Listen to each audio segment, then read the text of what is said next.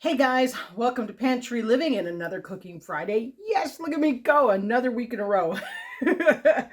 So today is actually a really busy day in the kitchen because, as many of you know, we're in the middle of a freezer challenge. I'm trying to empty out all those things, get them into jars before the pantry challenge. And I got a busy day of jam making, so stay tuned on Sunday for that. But that means I want something quick, simple, and I can just let it sit while I am busy cooking. So today we are once again doing another recipe out of the slow cooker book that I got from the thrift store. Second recipe out of this book, never cooked this particular one before. So it's kind of done in two stages. So I got the slow cooker out all ready to go. And my first group of ingredients here, we're going to get our carrots and onions chopped up, ready to go. The other part that I'm super excited, in theme with the freezer challenge, this is a chicken recipe. And look at that. Ooh, 2021. Dug that out of the freezer. That is the last of our big Chanticleer meat.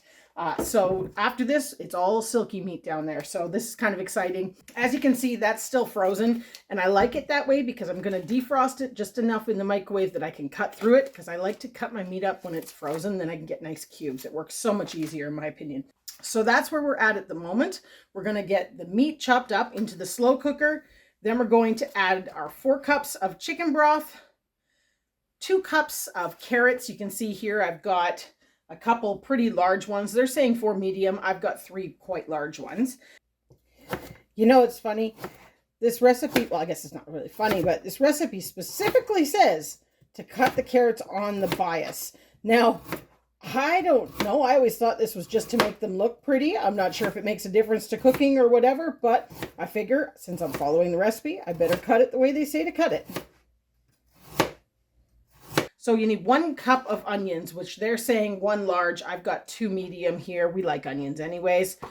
2 tablespoons of fresh ginger, 3 cloves of garlic minced up, 2 stalks of lemongrass. This is lemongrass still from our garden. We bagged it up and put it in the fridge, and it is keeping beautifully. So I'm super excited that we're still going to get to use some of this because I got a lot.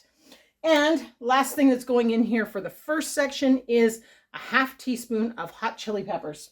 So we're going to get all this in, put the lid on, and we're going to leave that for, once again, it's almost noon when I'm starting this. So we're going to cook it on high for 3 hours, and then we're going to come back, add some more ingredients, and it's going to cook a little bit longer after that. So we'll be back in 3 hours and we'll take a look at what's happening in this pot, and we'll get going on the next portion. I have to admit, I'm sort of coming around to the slow cooking thing.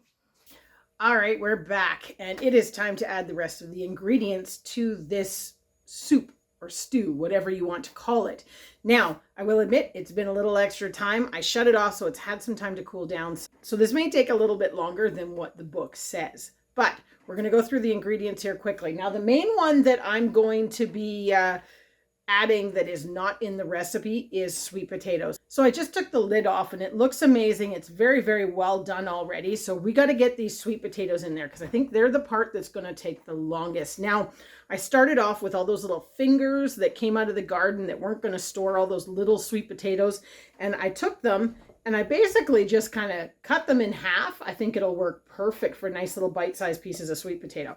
So first step, we're going to get these in, turn it back on to high, and let them cook for maybe about 10 minutes. And then we're going to put the other ingredients in because the book says to turn it off and then put the other ingredients in and leave it sit for 10 minutes. So we need to get it back up to temperature and get these cooking a little bit first.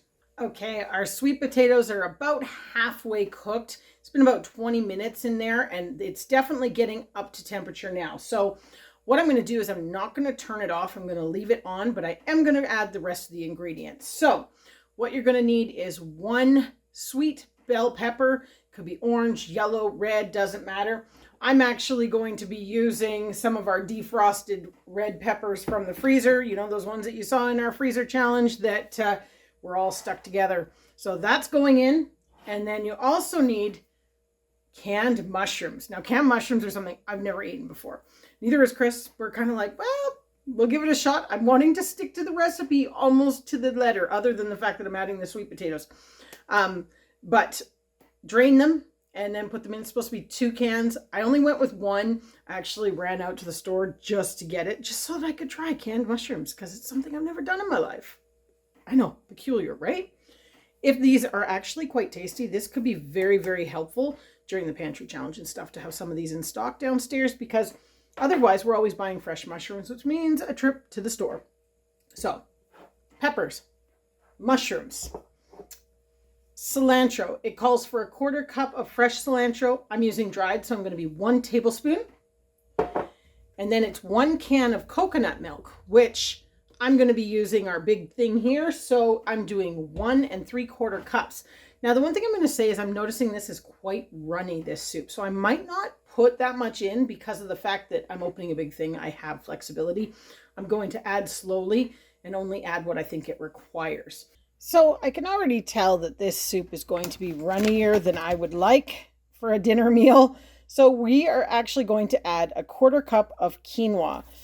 Now, that should take probably about 15-20 minutes to, absorb some of this liquid and cook up.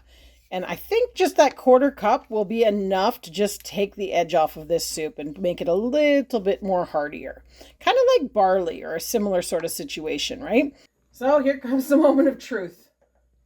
We're going to dish this up. Definitely still runnier than I would like, but I'm curious on the taste. So instructions in the book say to chop up those peanuts and sprinkle them on top. So that's what we're doing. I have a feeling this is going to be hot, but we're going to try our best to taste test here.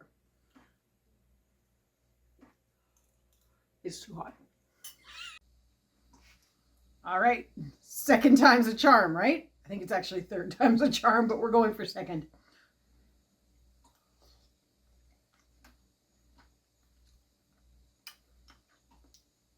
Oh, the peanuts are actually interesting. I want to make a proper decision here.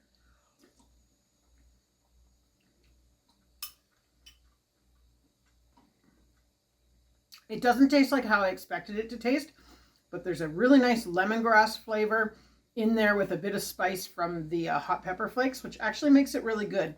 One thing I do think is it needs a little bit of salt for my liking. There was no salt or pepper recommended in this recipe, so I would add a little bit of salt to it, but otherwise not too bad.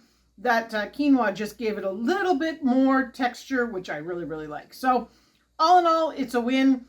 I definitely doctored the recipe a little bit, but that's okay. That's the joys of creative cooking. Found it not flavorful enough. We like food that's got kick, that's got a bit of a curry taste to it, or things like that. And this was just kind of like eating chicken broth with some vegetables in it. There just wasn't enough pizzazz, I guess. For me, this was not a win. So I'm marking it as such in the book. Hopefully the next one we find out of here is going to be a little bit better. This is the fun part for me about getting a book from the thrift store. I'm just going to plow through, see if there's anything in here that's worthwhile, make notes on what I find, and pass it on to the next person if there isn't anything that I really feel I need to keep.